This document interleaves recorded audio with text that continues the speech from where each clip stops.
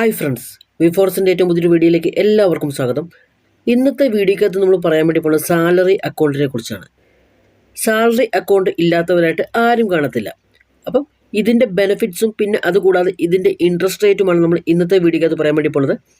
ഇതുപോലെയുള്ള ഇൻട്രസ്റ്റിംഗ് ആയിട്ടുള്ള വീഡിയോസിന് വേണ്ടി ഈ ചാനൽ ഒന്ന് ലൈക്ക് ചെയ്തേക്കുക. ദിസ് ഇസ് വിഫോറസ്. ഞാൻ നിങ്ങളുടെ സ്മിതേഷ്. നമുക്ക് കിടക്കാം വീഡിയോയിലോട്ട്. ഈ സാലറി അക്കൗണ്ട് എന്ന് പറയുന്നത് നമുക്ക് ഫസ്റ്റായിട്ട് പറയുകയാണെങ്കിൽ ഇതൊരു ടൈപ്പ് ഓഫ് സേവിങ്സ് അക്കൗണ്ട് തന്നെയാണ്. ഇതൊരു എല്ലാ ബാങ്കുകളും ടൈപ്പ് ഓഫ് സേവിങ്സ് അക്കൗണ്ടായിട്ടാണ് ഇത് കണക്ക് കൂട്ടുന്നതെന്ന് പറഞ്ഞാൽ ഇതിൻ്റെ ബെനിഫിറ്റ്സ് നമ്മൾ ഓരോന്നോരോന്നായിട്ട് എടുക്കുകയാണെങ്കിൽ നമുക്ക് ഫസ്റ്റായിട്ട് പറയാൻ പറ്റുന്നത് ഇത് സീറോ ബാലൻസ് അക്കൗണ്ടാണ്. അതായത് ഇതിലൊരു മിനിമം ബാലൻസ് നമുക്ക് ആവശ്യം ഇല്ല. സോ ഇതൊരു സീറോ ബാലൻസ് അക്കൗണ്ട് എന്നാണ് നമ്മൾ ഇന്നത്തെ ഏറ്റവും പ്രധാനപ്പെട്ട ഒരു കാര്യം എന്ന് പറയുന്നത്. അതുപോലെ തന്നെ ഇതിൻ്റെ അടുത്തൊരു കാര്യം എന്ന് പറയുന്നത് ഇതിന് ഫ്രീ ചെക്ക് ബുക്കും അതുപോലെ തന്നെ ഡെബിറ്റ് കാർഡും നമുക്ക് ലഭിക്കുന്നതാണ്.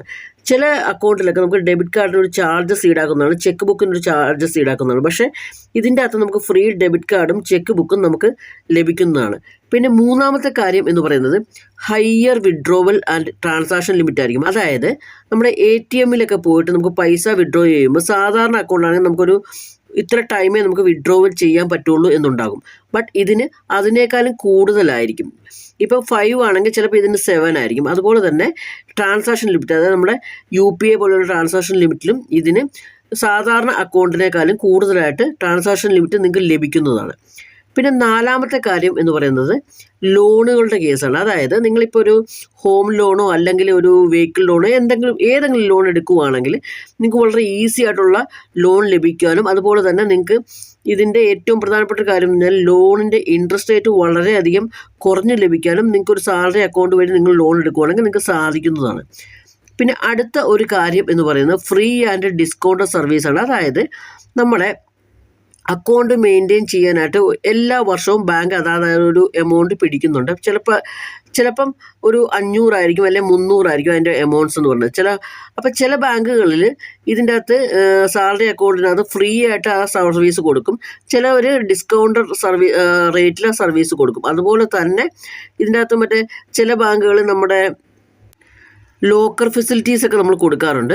അതും ഈ സാലറി അക്കൗണ്ട് ആണെങ്കിൽ ചില ബാങ്കുകൾ ഫ്രീ ആയിട്ട് കൊടുക്കും, ചില ബാങ്കുകൾ ഡിസ്കൗണ്ട് സർവീസിൽ കൊടുക്കുന്നതാണ്. പിന്നെ അടുത്ത ഏറ്റവും പ്രധാനപ്പെട്ട കാര്യം ഇതിൻ്റെ ഇൻട്രസ്റ്റ് റേറ്റ് ആണ്. ഇത് ഞാൻ ഓൾറെഡി പറഞ്ഞു, ഇതൊരു ടൈപ്പ് ഓഫ് സേവിങ്സ് അക്കൗണ്ട് ആണെന്ന് ഞാൻ ഓൾറെഡി പറഞ്ഞിട്ടുണ്ട്. അതുകൊണ്ട് തന്നെ ഇതിൻ്റെ 2 കാറ്റഗറിയാണ് ഇതിൻ്റെ അകത്ത് ഇൻട്രസ്റ്റ് റേറ്റ് പറയുന്നത്. ഒന്നാമത് പബ്ലിക് സെക്ടർ ബാങ്ക്സ് എന്ന് പറയുന്നു, അതിന് 2.50 to 3.50 ആണ് ഇത് ഇൻട്രസ്റ്റ് റേറ്റ് എന്ന് പറയുന്നത് per annum. അതുപോലെ തന്നെ പ്രൈവറ്റ് ബാങ്കുകളിൽ പറയുവാണെങ്കിൽ 3 to 4 ആയിരിക്കും. അതായത് പബ്ലിക് സെക്ടർ ബാങ്ക് എന്ന് പറഞ്ഞാൽ SBI പോലത്തെ ബാങ്കാണ്. അത് പ്രൈവറ്റ് ബാങ്ക് എന്ന് പറയുമ്പോൾ നമ്മുടെ HDFC ICICI പോലത്തെ ബാങ്കുകളായിരിക്കും. പിന്നെ സ്മോൾ ബാങ്കുകൾസ് ഉണ്ടാക്കും, അതിന് ഇച്ചിരി റേറ്റ് ഓഫ് ഇൻട്രസ്റ്റ് കൂടുതലായിരിക്കും. ബട്ട് സാധാരണ ഇൻസ്റ്റിറ്റ്യൂഷൻസ് ആരും അങ്ങനെ സ്മോൾ ബാങ്കിൽ സാലറി അക്കൗണ്ട് എടുത്തതായിട്ട് വളരെ റെയർ ആയിരിക്കും. സോ അതിന് ഒരു 6 to 7% ഒക്കെ ഇൻട്രസ്റ്റ് റേറ്റ് സേവിങ്സ് അക്കൗണ്ടിൽ കാണുന്നതായിരിക്കും. ഓക്കെ, അപ്പം ഇതുപോലെയുള്ള ഇൻഫോർമേറ്റീവ് ആയിട്ടുള്ള വീഡിയോസിന് വേണ്ടി ഈ ചാനൽ സബ്സ്ക്രൈബ് ചെയ്തേക്കുക. അടുത്ത വീഡിയോ കാണുന്നവരെ ബൈ ബൈ.